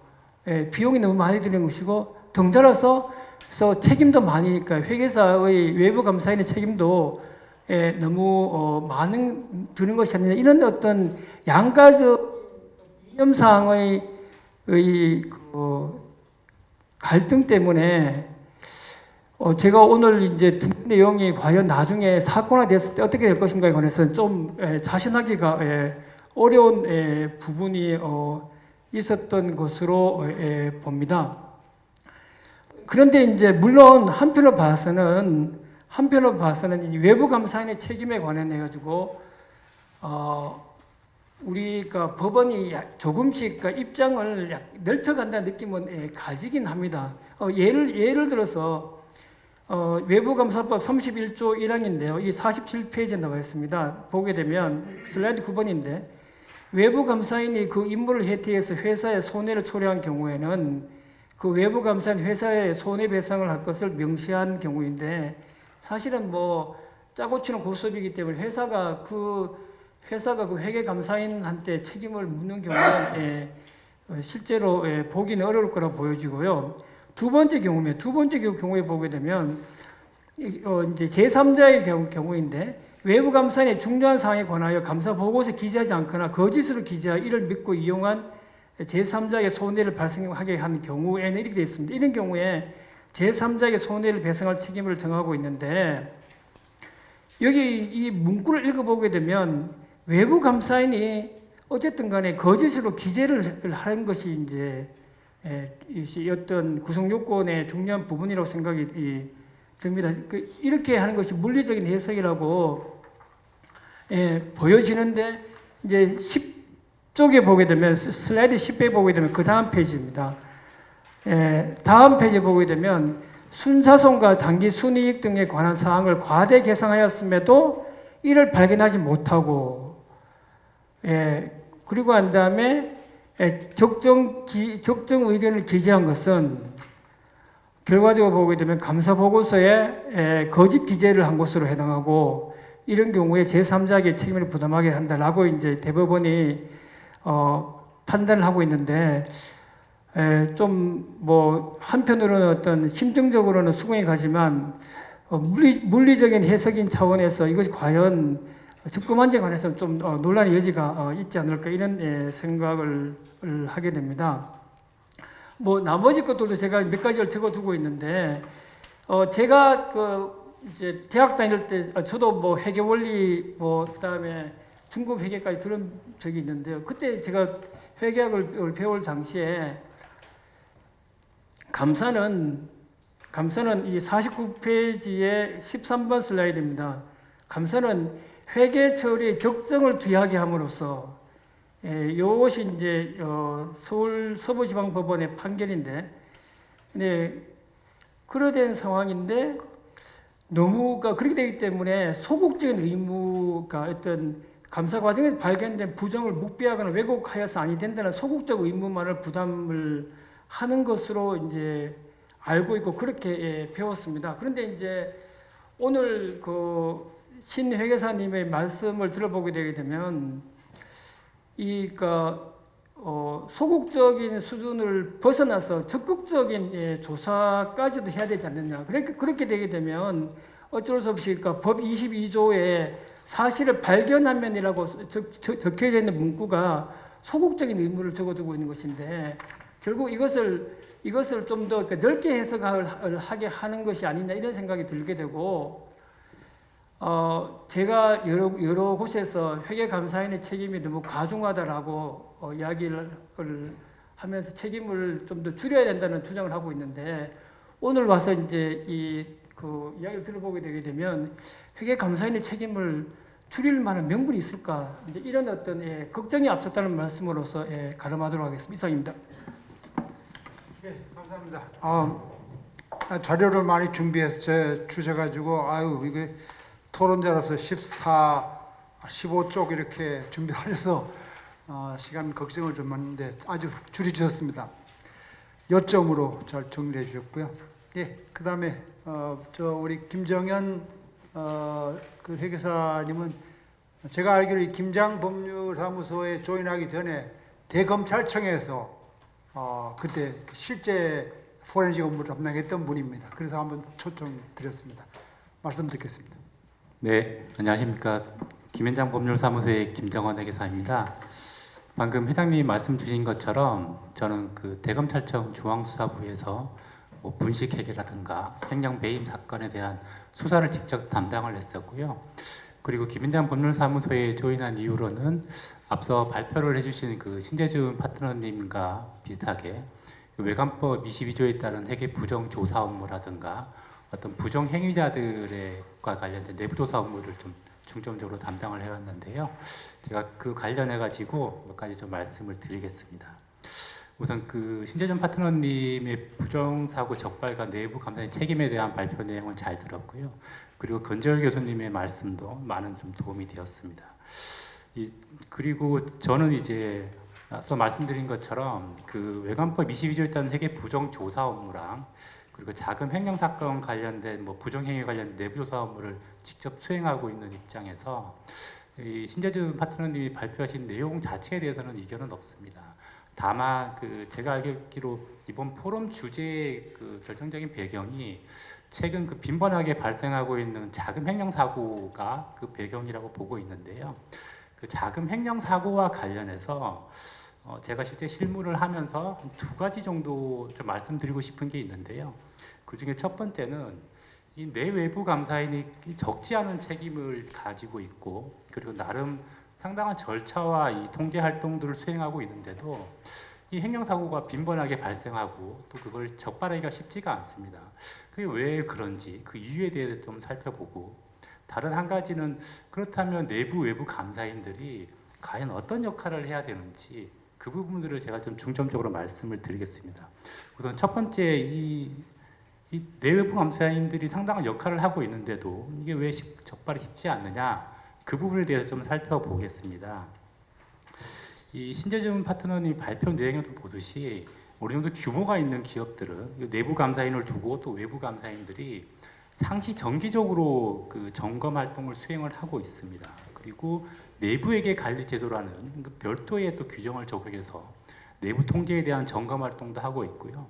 그리고 잘 아시다시피 그 대우조선 부식회계 사태 이후로 표준 감사 시간제가 도입이 되고 그렇게 하면서 외부 감사인들도 회계 감사에 투입하는 인력이나 시간이 비약적으로 늘어났습니다. 그리고 내부회계 관리 제도에 대해서도 이 외부 감사인이 별도의 검증 절차를 받도록 하고 있습니다. 이처럼 회사의 내부 통제에 대해서 그 내부 감사인, 외부 감사인들이 들이는 노력이 비약적으로 증가했고 나름 촘촘한 감시망을 갖추고 있는데요. 근데 제가 현장에서 접하는 기업인들이 이제 많이 말씀하시는 게 이렇게 이중 삼중으로 내부 감사도 하고 외부 감사도 받고 뭐 내부회계 관리제도에 대한 감사도 받고 이러면 뭐 통제로서는 거의 완벽한 거 아니냐. 그런데 왜 이렇게 자꾸 자금 횡령 사고가 발생하고 특히나 뭐 은행을 포함한 금융기관 같은 곳은 금감원으로부터 별도의 그 검사도 받고 있는데 이 자금 횡령 사고가 발생하는 이유가 뭐냐 그런 부분에 대해 의문을 좀 많이 표시를 하시는데요. 저는 그 이유가 한 두 가지 정도라고 봅니다. 우선 첫 번째는 외부 회계 감사와 내부 회계 관리제도가 갖고 있는 고유의 한계가 있고요. 다른 하나는 그 내부 감사인에 의한 점검 활동이 과연 실효성 있는 점검이 이루어지고 있느냐 그런 두 가지라고 보고 있는데요. 이 자리에 계신 분이 잘 알고 계시는 것처럼 그 외부 회계 감사하고 내부 회계 관리 제도는 모두 부정적발이라는 그 자체만을 목적으로 하지는 않습니다. 이 알고 계시는 것처럼 그 샘플링이라는 그 시사의 방법을 적용해서 한정된 시간, 한정된 예산 범위 내에서 이 상당히 방대한 영역을 좀 살펴야 되다 보니 뭐 지금 자금의 집행이라는 그 특정 영역에 대해서는 이 깊이 있게 검토를 하지 못하는 한계가 있습니다. 그리고 내부 감사인 역시 이 자금 횡령 사고가 발생하면 그 이후에 어떤 조사 위주의 대응을 하지 과거에 해오던 점검 매뉴얼이나 점사 기법에 의존해서 이 회사 내의 그 자금의 집행이라는 프로세스에 상존하는 실질적인 위험에 대한 적발은 하지 못하는 경우가 많이 있습니다. 그럼 이런 상황에서 뭐 이렇게 한계가 있고 있으면 과연 내외부 감사인이 할 수 있는 역할이 없느냐? 하지만 그 내외부 감사인이 이렇게 어떤 그 감사의 한계라든가 미비점들이 있다고 하더라도 적극적인 노력을 어떻게 하느냐에 따라서 이 상당 부분 보완이 가능하다고 봅니다. 한 두 가지 정도를 좀 말씀을 드리고 싶은데요. 우선 그 내부 감사인 입장에서는 실효성 있는 점검 활동을 해야 한다고 생각을 합니다. 예를 들어 그 자금의 집행 절차에 대한 점검 프로세스를 보면 통상적으로는 관련 전표를 검토를 하고 그리고 집행 기한서의 결제 단계에 적정한 승인 절차를 거쳤는지 그리고 은행의 이체 증빙은 적절하게 갖추고 있는지 이런 정도 수준에서 벗어나는데 정작 중요한 건 그게 아니라 회사가 만약에 인터넷 뱅킹을 쓰고 있다면 과연 뱅킹 시스템 상에서 실제 어떤 단계를 거쳐서 자금 집행이 이루어지고 자금 집행과 관련된 권한들 예를 들면 특정 계좌에서 어떤 정해져 있는 계좌로만 이체를 하게끔 그 뱅킹 시스템의 권한을 설정해 놨을 때 그런 걸 임의 변경이 가능한지 임의 변경한 이력이 있는지 그리고 통상 그 ERP에 있는 계좌 정보를 이용해서 이체가 이루어지게 되는데 그 ERP에 있는 계좌 정보에 대한 임의 변경이 가능한 건지 이런 프로세스의 가장 밑단에 대한 점검을 할 필요가 있다고 생각이 되고요. 이런 걸 통해서 실질적인 자금 횡령 위험을 좀 점검할 필요가 있습니다. 통상 이 점검을 하라고 그러면 자금팀에 의한 자체 점검 결과를 보고받는 형태로 진행되는 경우가 많은데 그렇게 할 게 아니라 내부 감사팀이 직접 그 프로세스를 점검을 하고 내부 감사팀의 어떤 인력이 부족하다고 그러면 외부의 전문가 조력을 받아서 일회성이 아니라 주기적인 점검을 해 보시는 게 좋을 것 같습니다. 다음으로 그 외부 감사인과 관련해서 좀 말씀을 드리면 앞서 그 건절 교수님께서 말씀 주신 것처럼 이 감사인이 그냥 감사를 했다고 그리고 또 조서를 남겨놨다고 해서 그게 의무를 다한 게 아니라 전문가적인 의구심을 가지고 그 업무를 했을 때만 성관주의 의무를 이행한 걸로 본다. 그런 판례를 소개를 해주셨는데요. 저 역시 이 회계 감사 과정에서 감사인들이 전문가적 의구심을 좀 가져야 하고 그게 회계 감사 교과서에서 그냥 규정하고 있는 어떤 그 명문화된 내용이 아니라 감사인이라면 감사 현장에서 늘 염두에 두고 있어야 된다고 생각을 합니다. 오늘 발표에서 그 외관법에 의한 회계 부정 조사 절차에 대해서 말씀을 주셨는데 이 외관법에 의한 회계 부정 조사 절차라는 게 어떤 방법을 써라 이렇게까지 규정이 되어 있지는 않지만 실무적으로는 디지털 포렌식이라는 방법을 이용을 하고 있습니다.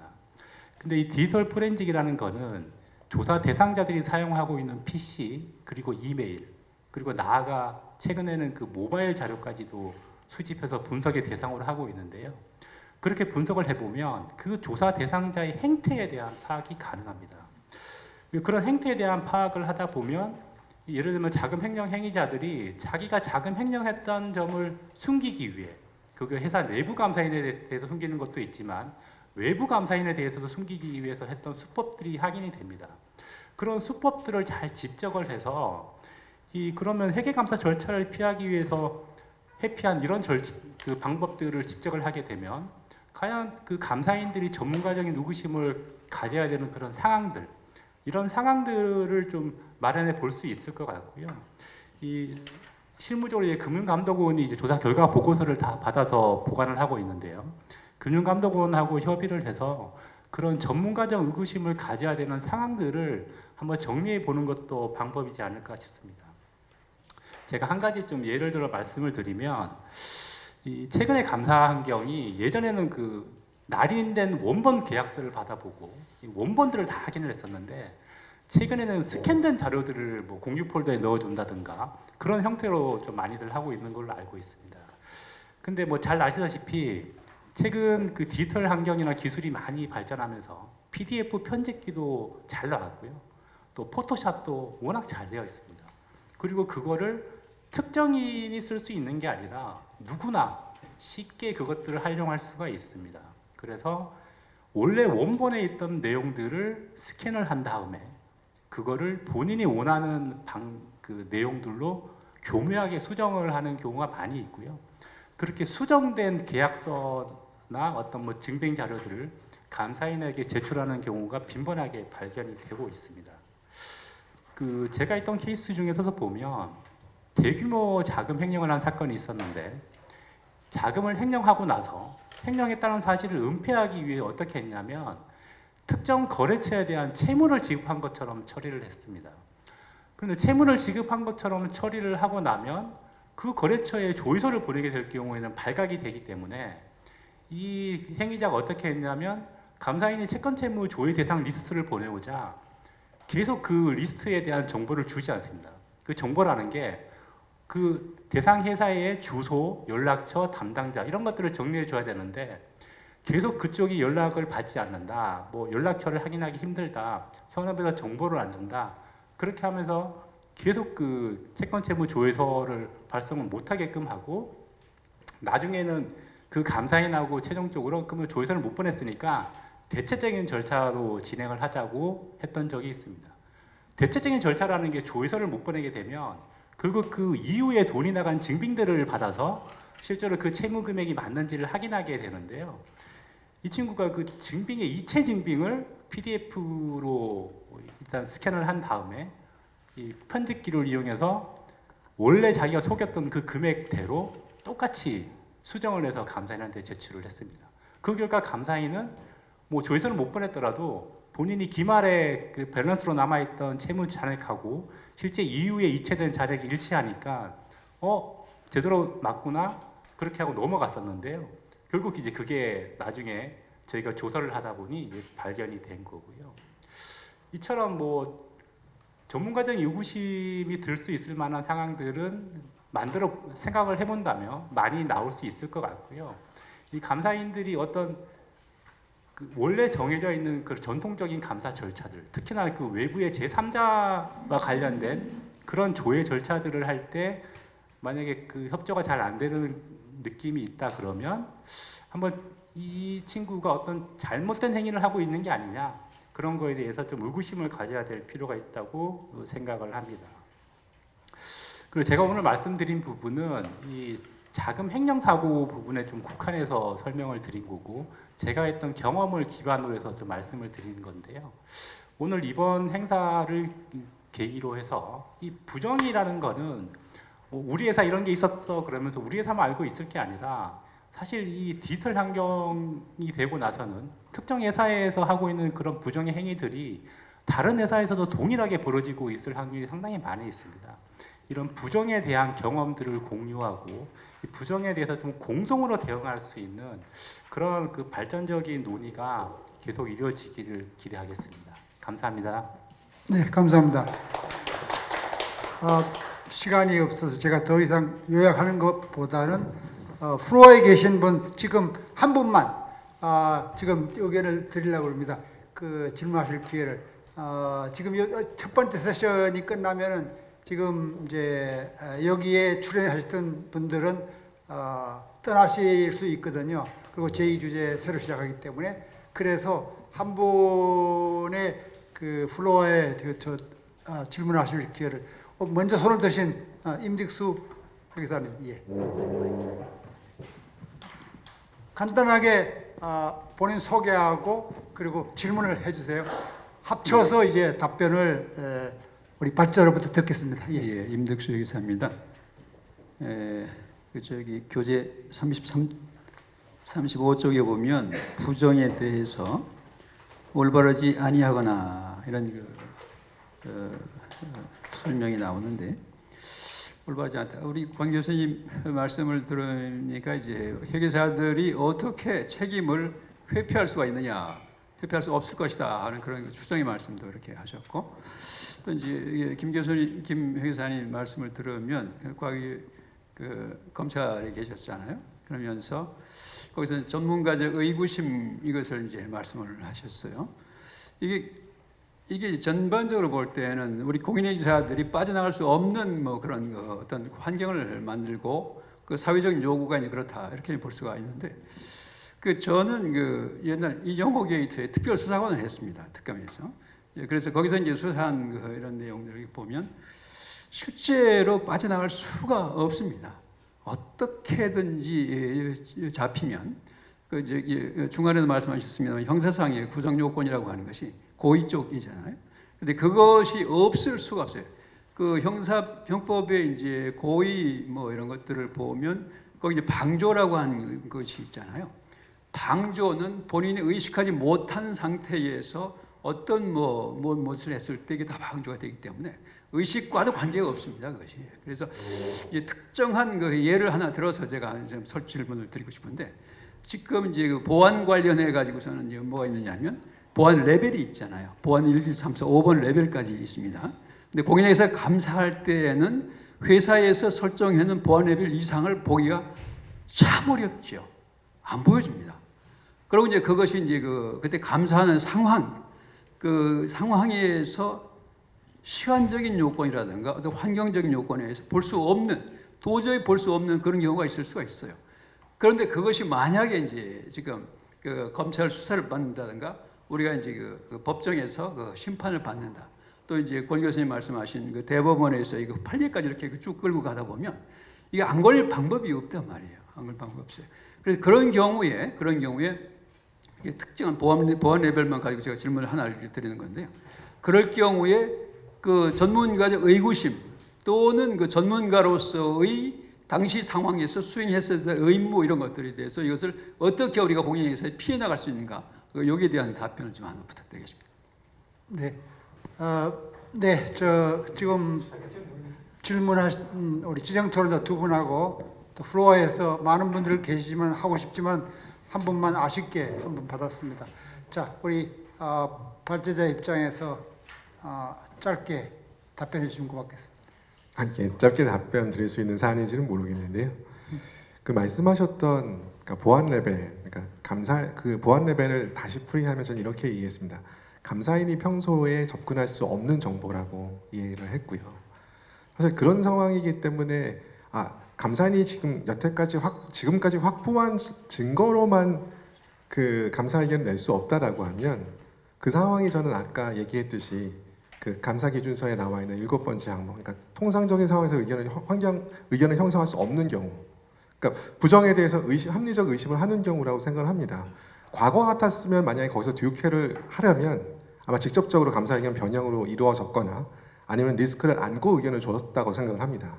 근데 현재 22조가 도입된 이후에는 감사인들이 22조의 내용을 적극적으로 활용하고 계세요. 자기가 접근할 수 있는 정보, 통상적으로 회사 직원들의 이메일, 핸드폰에 있는 정보, 이런 것들은 보안 레벨로 지금 훨씬 더 높을 겁니다. 하지만 조사가 들어가게 되면은 그런 정보에 접근할 수 있거든요.